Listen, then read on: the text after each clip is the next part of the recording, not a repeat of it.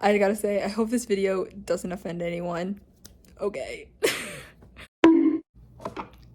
Hello. Okay, so as you probably read by the title, I'm going to now be talking about all the books that I did not like in 2021. All the books I gave 1 or 2 star.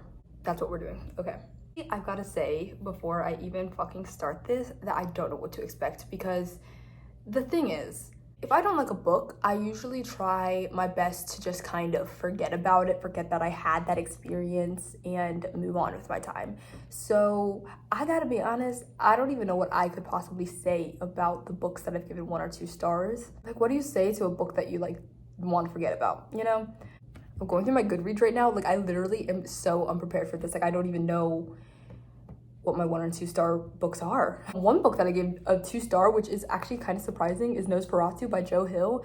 I actually kind of didn't mind that book. I think I should like put that up to a 3 star. I guess it was kind of disappointing at the end, and it was kind of just dragged on, and that's why I gave it a 2 star. But like, honestly, it wasn't that bad, and it's not, I don't think it should be compared to other books that I don't like. Oh, another book that I gave 2 stars is The Billionaires Wake Up Call Girl. Basically, that's just like a romance book, and that's on me. Girl, that's on me. For picking up a book about a rich man who is kind of a dickhead, that's on me. I just I don't know, I don't care about mean men, and I guess that's like a whole thing that people do care about, but I think it's gross. So reading it, I was just like, it's kind of gross. If there's anything I hate more than a man, it's a rich man. Basically, it's a book about a guy who is a billionaire, and he's like the CEO of a company, and then he has like a wake-up call service that he fucking uses, and this wake-up call, like a bunch of wake-up call services are like, we don't want to use you anymore, or we don't want your service anymore because you're a dickhead.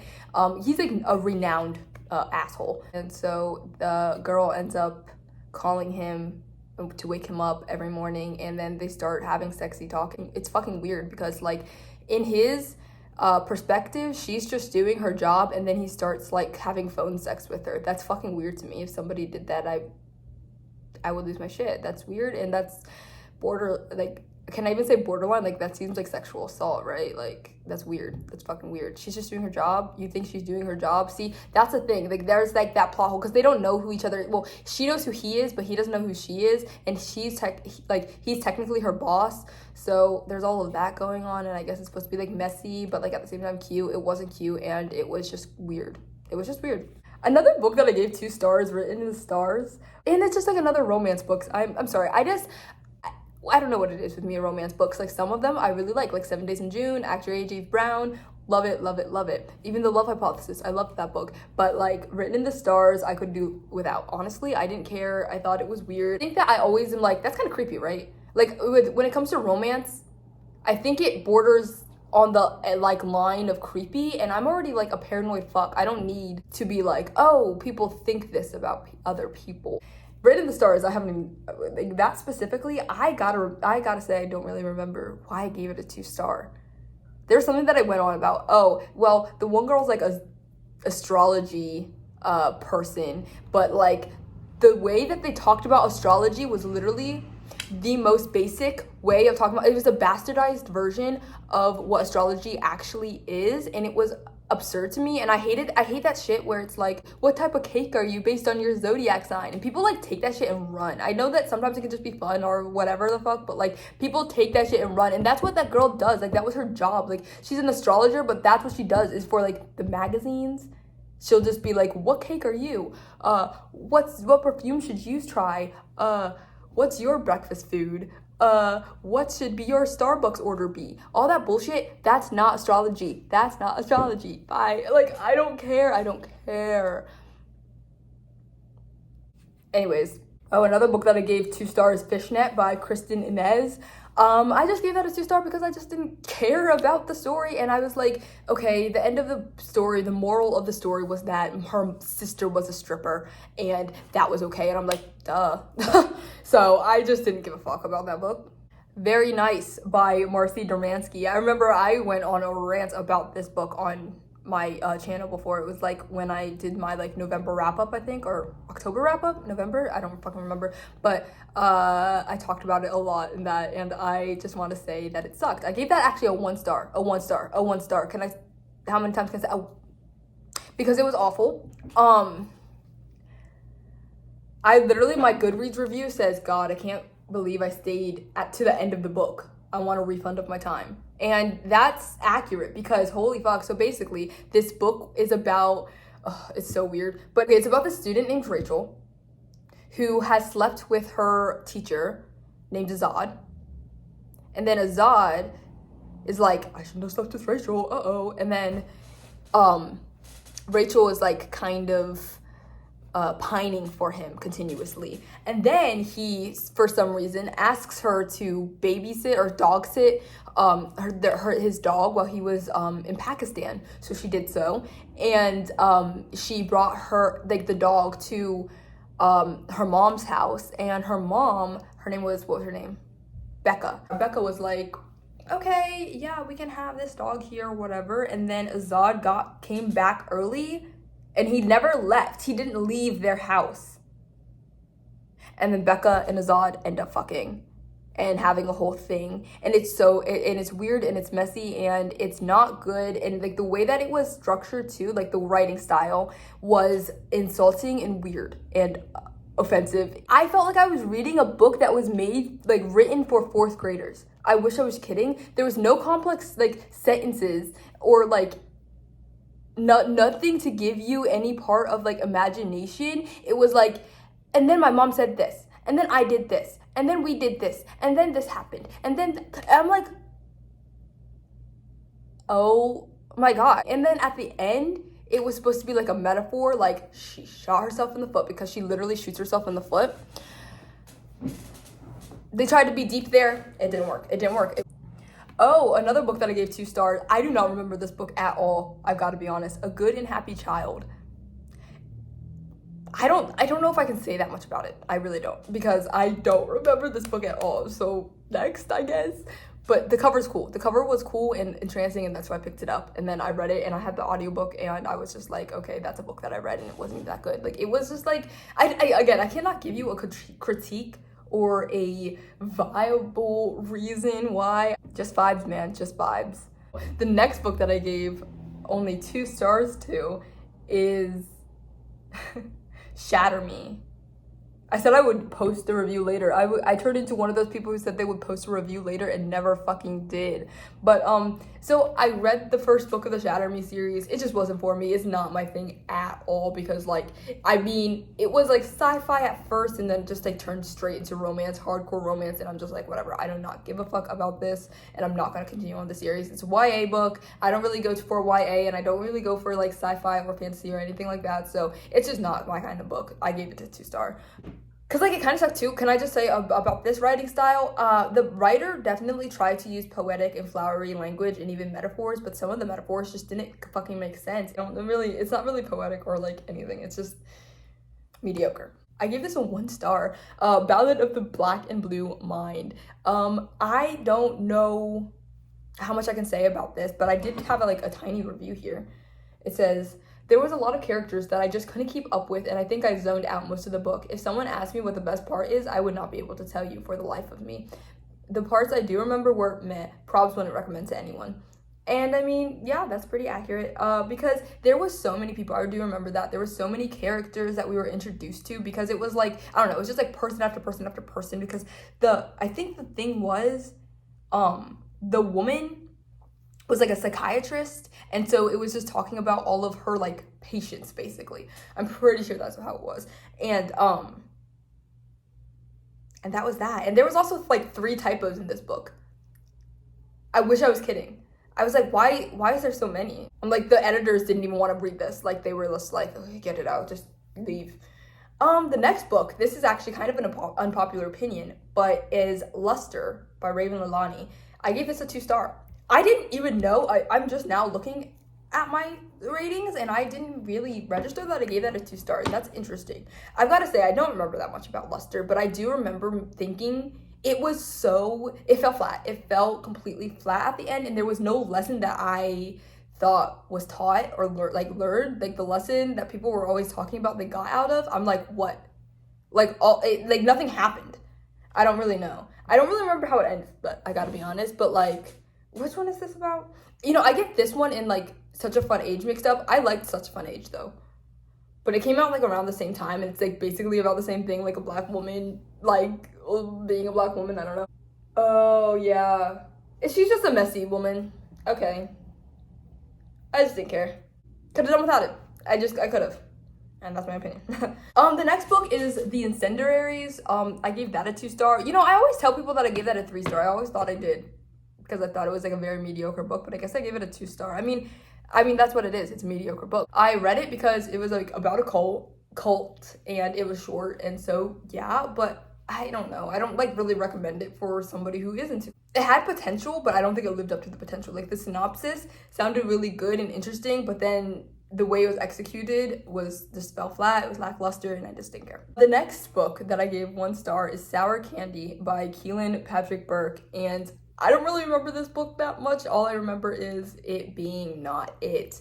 I was like, I'm confused, but like not in a good way. Like not in a Mona Awad, like all's well bunny way. Like in a, this was kind of crappy, right? Kind of way. Shit happened, shit went down. It's only like 100-page book, like it's a novella. It's a novella. And like, but shit went down at the end, and I'm just like, what is going on? Like, I don't know. It's like, this doesn't wrap up smoothly at all. Or, well, I guess sometimes like it just doesn't, but like, it doesn't like, it didn't raise the right questions. I was just like, what the fuck, and why did I just read that? Like, those were the questions that it raised, and that was it.